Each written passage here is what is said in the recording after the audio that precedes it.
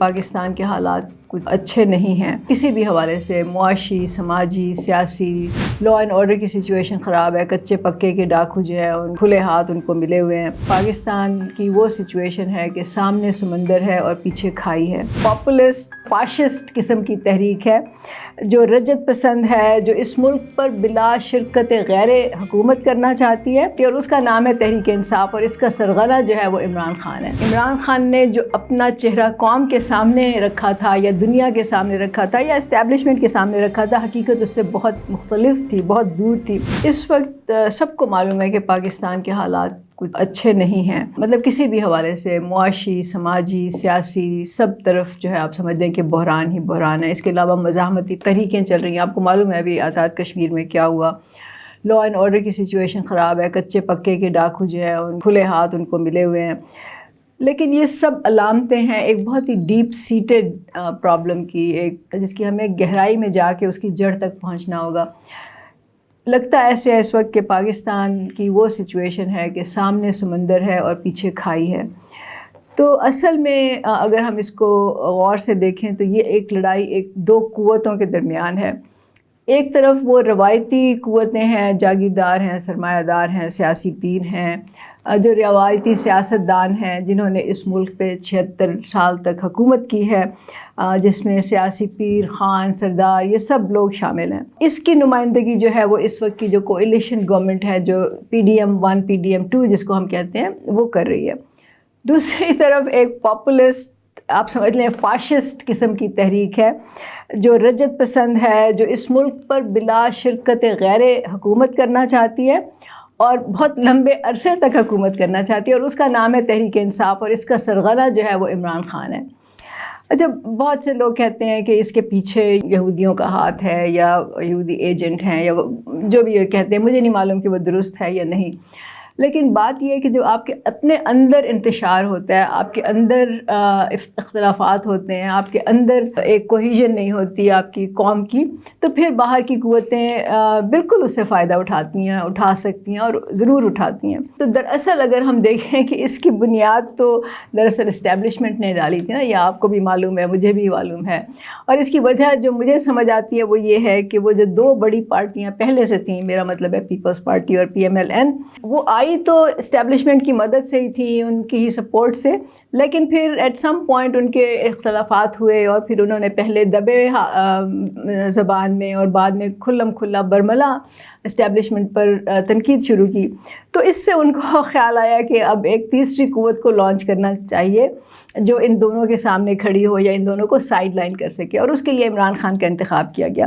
اچھا، اس کی اب بہت سی وجوہات سمجھ آتی ہیں انتخاب کیوں کیا گیا، لیکن اصل بات یہ ہے کہ عمران خان نے جو اپنا چہرہ قوم کے سامنے رکھا تھا، یا دنیا کے سامنے رکھا تھا، یا اسٹیبلشمنٹ کے سامنے رکھا تھا، حقیقت اس سے بہت مختلف تھی، بہت دور تھی۔ لیکن بات یہ ہے کہ عمران خان بہت ہی ایمبیشس بندہ تھا، اس نے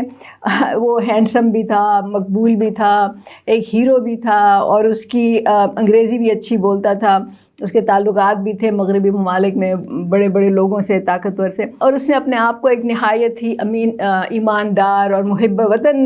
شخص بنا کے اس نے اپنے آپ کو پیش کیا، اور پھر اس نے اپنا ایک مذہبی پہلو بھی اس میں شامل کر دیا۔ اس کو اسٹیبلشمنٹ نے اس کو لے کے ایک پیکیج بنایا، اور عمران خان کا ایک ایسا امیج تیار کیا جس کو ہم کہیں گے اسکویکی کلین امیج تھا، جس میں کہ نوجوان نسل کو اس امیج کے پیچھے پاگل بنا دیا گیا۔ اس کے لیے ویڈیوز شیئر کی گئیں، اس کے لیے بہت سے پیسے بھی خرچ ہوئے، بہت طریقے استعمال کیے گئے،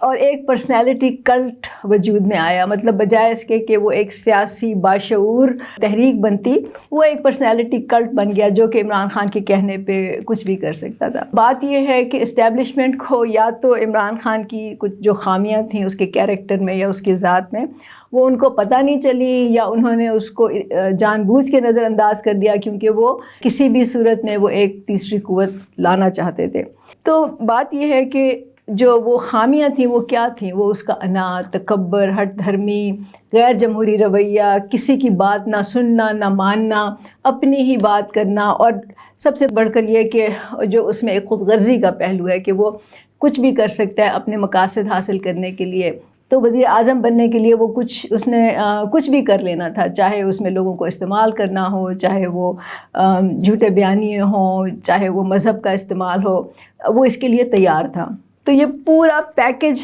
بنانے میں بہت پیسہ خرچ کیا گیا، بہت ایفرٹ کی گئی، اور جب اس کا ایک بت بن گیا عمران خان کا، اور جب وہ وزیر اعظم کی کرسی پر بیٹھ گیا اور اس کو اپنی طاقت کا اندازہ ہو گیا، تو پھر اس نے اپنے جو صحیح اس کا رخ تھا شاید وہ اسٹیبلشمنٹ کے سامنے رکھا، اور ظاہر ہے کہ اس سے اختلافات پیدا ہوئے۔ اب مجھے نہیں معلوم کہ عمران خان خود تھا، اس کے پیچھے اور قوتیں تھیں، آئی ڈونٹ نو، لیکن اس کا نتیجہ یہ نکلا کہ عمران خان اور اسٹیبلشمنٹ کے درمیان بھی اختلافات ہوئے، اور اس ایک کانفلکٹ پیدا ہوا، اور اس کے نتیجے میں ووٹ آف نو کانفیڈنس آیا، اس کو نکالا گیا، اور باقی کہانی آپ کے سامنے ہے۔ تو اس وقت حالت یہ ہے کہ پورا ملک جو ہے وہ اب ان دو اس کے ادارے ہیں، اور شعبے میں، ہر شعبے میں جو لوگ ہیں وہ ان دو قوتوں کے درمیان تقسیم ہیں۔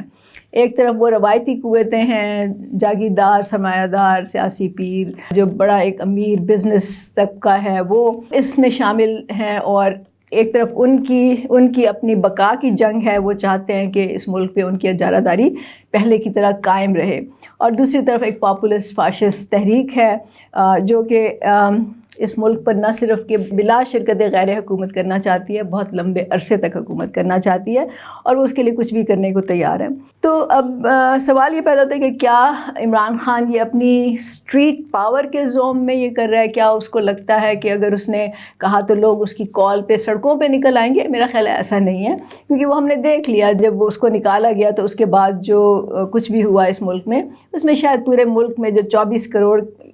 کی آبادی ہے جہاں، اس میں 40، 50، 60 ہزار، زیادہ تر 1 لاکھ لوگ نکلے ہوں گے مختلف علاقوں میں، تو یہ کوئی طاقت نہیں ہوتی، اس کو عوامی طاقت نہیں کہتے۔ ہاں، سوشل میڈیا پہ الگ بات ہے، اور ووٹ دینا الگ بات ہے، کیونکہ آپ جاتے ہیں، جا کے آرام سے ووٹ ڈالتے ہیں اور آ جاتے ہیں، وہ تو پرسنالٹی کلٹ کا ایک آپ سمجھ لیں کہ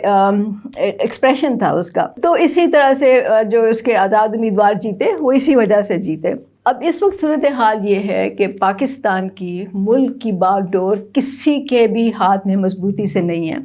اس وقت دو یہ قوتیں ہیں جن کا آپس میں ٹکراؤ ہے۔ اس میں جیسے میں نے پہلے بھی کہا کہ اس میں اسٹیبلشمنٹ بھی دو میں ڈیوائیڈڈ ہے، عدلیہ بھی دو میں ڈیوائیڈڈ ہے، اور میڈیا بھی دو میں ڈیوائیڈڈ ہے۔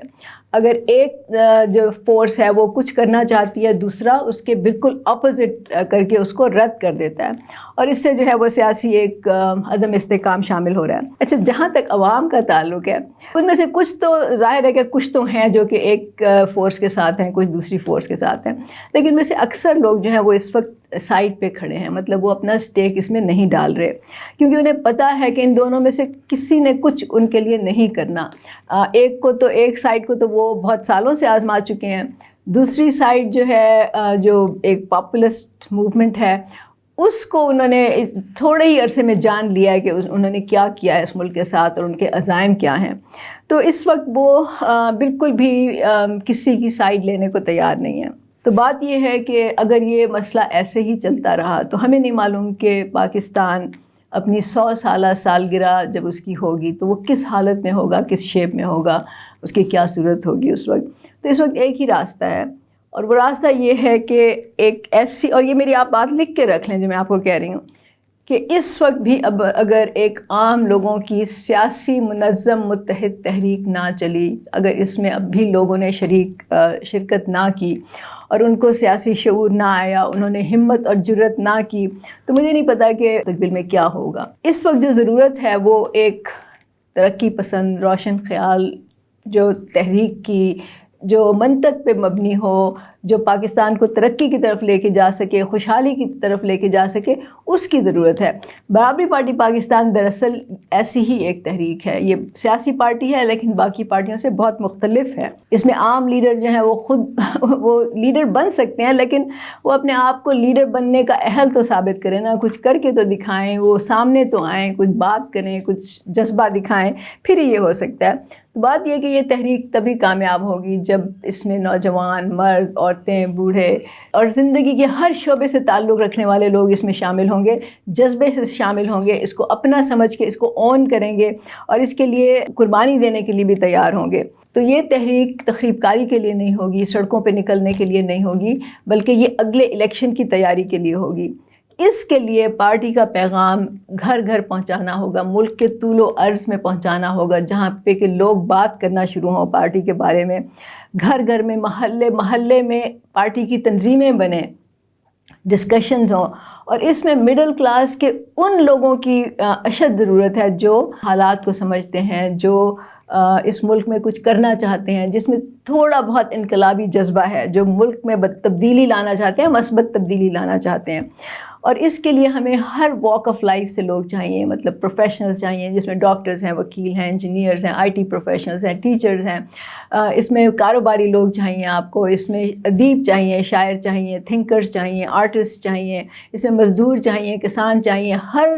طرح کے لوگ اس میں جب شامل ہوں گے، یہ تحریک بڑی ہوگی تو اس کی تب قوت بڑھے گی۔ اور جب اس میں یہ لوگ شامل ہوں گے، جب لوگ ہزاروں کروڑوں کی تعداد میں منظم ہوں گے، اور یہ جب ہمہ گیر تحریک بڑی ہوگی، یہ عوامی تحریک ہوگی، اس تحریک کے سامنے کوئی قوت ٹھہر نہیں سکتی، کوئی اس کو روک نہیں سکتی، اور یہ ناممکن نہیں ہے، یہ تاریخ گواہ ہے اس کی کہ ایسا ہوا ہے اور ایسا ہو سکتا ہے۔ اس کے لیے صرف سوچ کی، جذبے کی اور تھوڑی سی محنت، ہمت اور جرأت کی ضرورت ہے۔ تو تاریخ نے، وقت کے حالات نے یہ بوجھ اس وقت عام لوگوں کے کندھوں پہ ڈالا ہے۔ کیا ہم یہ بوجھ لینے کو تیار ہیں؟ کیا ہم یہ اپنی ذمہ داری ایکسیپٹ کرنے کو تیار ہیں؟ کیا ہم پاکستان کا مستقبل بدلنے کو تیار ہیں؟ کیا ہم فیصلہ کرنے کا اختیار اپنے ہاتھوں میں لینے کے لیے تیار ہیں؟ یہ سوال آپ کو اپنے آپ سے پوچھنا چاہیے۔ بہت شکریہ۔